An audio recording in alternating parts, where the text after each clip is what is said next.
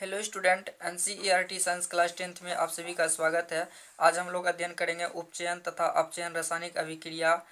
तो हम लोग पहले उपचयन रासायनिक अभिक्रिया समझेंगे। उपचयन रासायनिक अभिक्रिया समझने से पहले मैं आपको बता देता हूं कि ये जो टॉपिक है बोर्ड की एग्ज़ाम के लिए काफ़ी इम्पोर्टेंट है, इसीलिए आपको अच्छे से समझना है। और ये जो है कभी कभी एक नंबर का भी पूछ दिया जाता है, जैसे हाइड्रोजन का योग होना कौन सा अभिक्रिया कहलाती है, ऑक्सीजन का योग होना कौन सी अभिक्रिया कहलाती है, हाइड्रोजन का ह्रास होना कौन सी अभिक्रिया कहलाती है, ऑक्सीजन का ह्रास होना कौन सी अभिक्रिया कहलाती है। तो इस तरह से जो है हमें कई बार एक एक नंबर में पूछ देते हैं, इसीलिए आपको इन टॉपिक को अच्छे से समझना है। तो चलिए हम लोग उपचयन रासायनिक अभिक्रिया से शुरू करते हैं। उपचयन रासायनिक अभिक्रिया का परिभाषा लिखे हैं, जिस रासायनिक अभिक्रिया में ऑक्सीजन का योग या हाइड्रोजन का ह्रास हो, ह्रास का मतलब दूर हटना, जिस रासायनिक अभिक्रिया में ऑक्सीजन का योग या हाइड्रोजन का ह्रास हो, ऑक्सीकरण या उपचयन अभिक्रिया कहलाती है।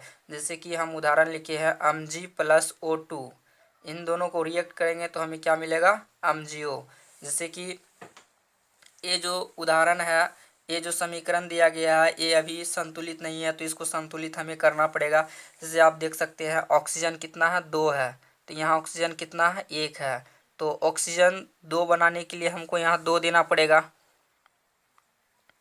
तो यहाँ अब मैग्नीशियम 2 हो गया और यहाँ मैग्नीशियम कितना, 1 है। तो मैग्नीशियम को 2 बनाने के लिए हमको 2 देना पड़ेगा, 2 से गुना करेंगे तभी मैग्नीशियम 2 बनेगा। तो ये अब संतुलित हो गया। तो इस तरह से हम लोग संतुलित कर सकते हैं। और यदि संतुलित करना नहीं जानते हैं तो आप हमारा पहला वीडियो देख लीजिए, क्योंकि उसमें हम एक संतुलित करने का सेपरेट वीडियो अपलोड किए हैं और उनसे आप संतुलित करना भी सीख सकते हैं। और यदि नहीं समझ में आता हो तो आप हमें कमेंट कीजिए, मैं उसके अकॉर्डिंग एक वीडियो और अपलोड कर दूंगा। इसी तरह से हम एक उदाहरण और लिए हैं, जैसे सल्फर प्लस ऑक्सीजन, जब दोनों को रिएक्ट करेंगे तो हमें क्या मिलेगा, SO2 मिलेगा। यानी सल्फर कितना है, 1 है, यहाँ भी सल्फर कितना है, 1 है। ऑक्सीजन यहाँ कितना है, 2 है, ऑक्सीजन यहाँ कितना है, 2 है। ये संतुलित है पहले से ही।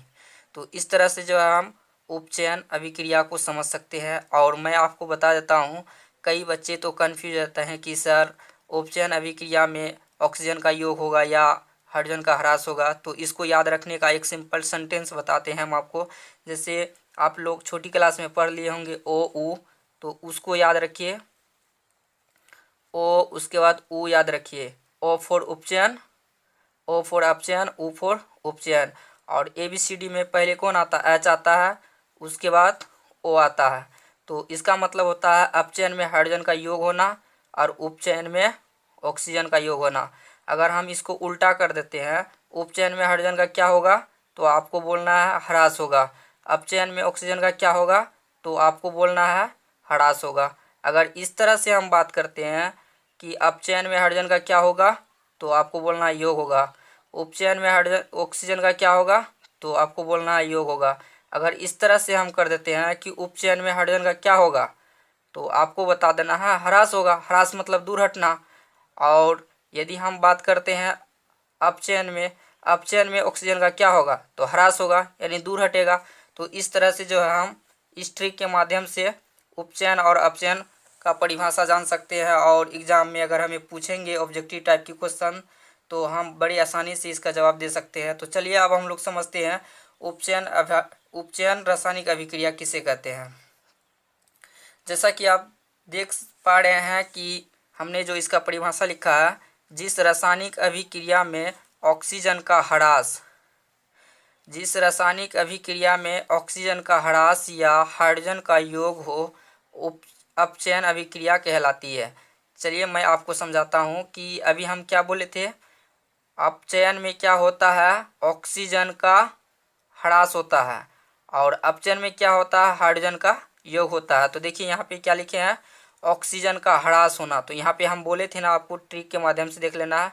अपचयन में ऑक्सीजन का ह्रास, तो यहाँ पे लिखा हुआ है ऑक्सीजन का ह्रास या हाइड्रोजन का योग, या हाइड्रोजन का योग हो, अपचयन अभिक्रिया कहलाती है। जैसा कि हम यहाँ पर उदाहरण लिखे हैं MgO, जब इन दोनों को हम तोड़ेंगे तो Mg+O2 होगा। यानी Mg+O2, जब दोनों की अभिक्रिया होगी तो हमें क्या प्राप्त होगा, MgO प्राप्त होगा। यानी magnesium plus oxygen, magnesium oxygen के साथ अभिक्रिया करती है तो हमें मैग्नीशियम ऑक्साइड प्राप्त होता है।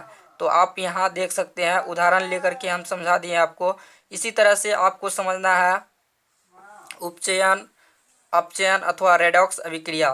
तो उपचयन, अपचयन अथवा रेडॉक्स अभिक्रिया में क्या होता है?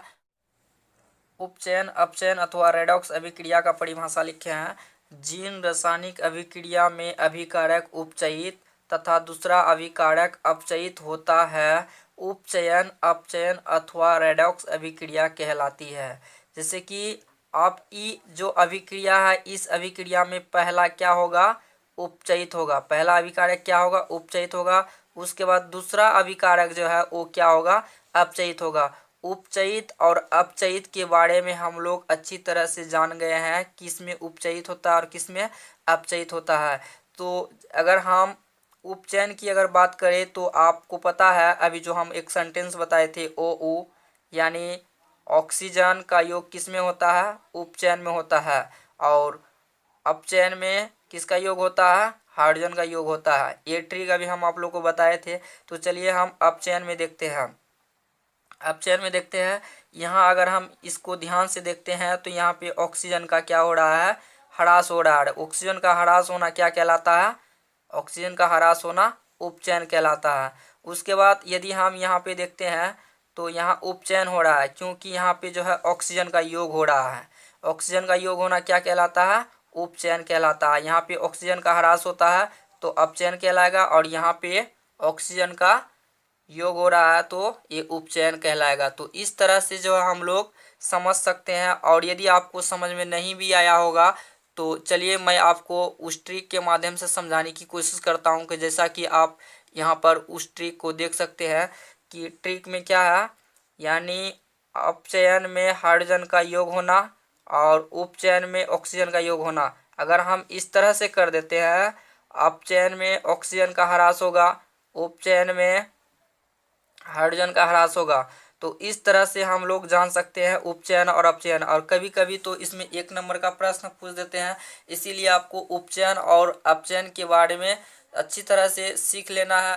तो आज के लिए बस इतना ही। मिलते हैं नए वीडियो में नए टॉपिक के साथ। तब तक के लिए थैंक यू।